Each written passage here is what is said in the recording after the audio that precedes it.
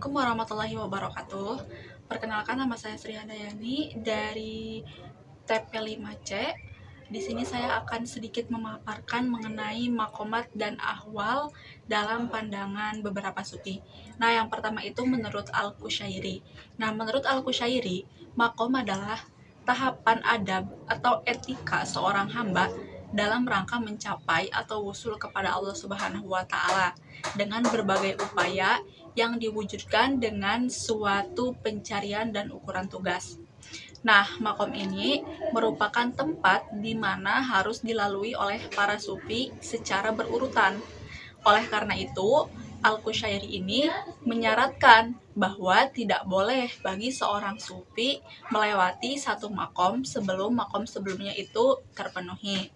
Nah, sedangkan hal menurut Al-Qushairi ini dimaknai sebagai suatu keadaan yang dirasakan oleh hati seorang sufi tanpa adanya kesengajaan dan usaha dari para sufi tersebut.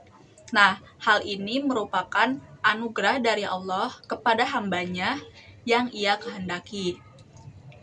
Adapun tingkatan makom menurut Al-Qushairi itu yang pertama taubat, yang kedua waro, yang ketiga zuhud, yang keempat tawakal, dan yang kelima ridho. Nah, yang kedua itu menurut Abu Nasr As-Sarraj.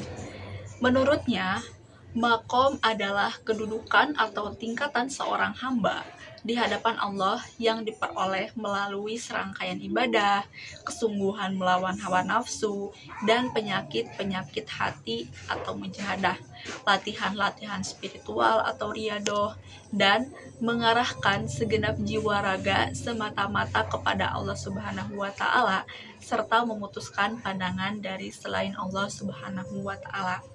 Nah, sedangkan ahwal bagi As-Sarraj adalah apa-apa yang bersemayam di dalam hati dengan sebab zikir yang tulus.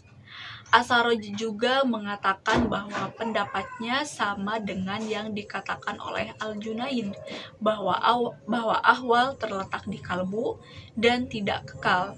Artinya bisa ada dan bisa juga tidak ada. Adapun tingkatan makom menurut As-Sarraj itu terbagi menjadi 7. Yang pertama taubat, yang kedua wara, yang ketiga zuhud, yang keempat fakir, yang kelima sabar, yang keenam tawakal, dan yang terakhir itu ridho. Sedangkan ahwal terbagi menjadi muraqabah, mahabbah, khauf, roja, syauq, uns, tumaninah, musyahadah, dan yakin. Nah, senada dengan perkataan Al-Qushairi, As-Sarraj juga menyatakan bahwa ahwal merupakan anugerah dari Allah Subhanahu wa Ta'ala, tidak diperoleh melalui ibadah, riyadoh, dan mujahadah sebagaimana yang terjadi pada makom. Nah, meskipun secara umum para sufi berpendapat sebagaimana yang disampaikan oleh Al-Qushairi dan As-Sarraj, namun ada juga beberapa sufi yang berbeda pandangan mengenai konsep ini. Al-Haddad misalnya, ia menyebutkan bahwa hal adalah kondisi batin yang dialami oleh para sufi ketika hatinya belum mantap.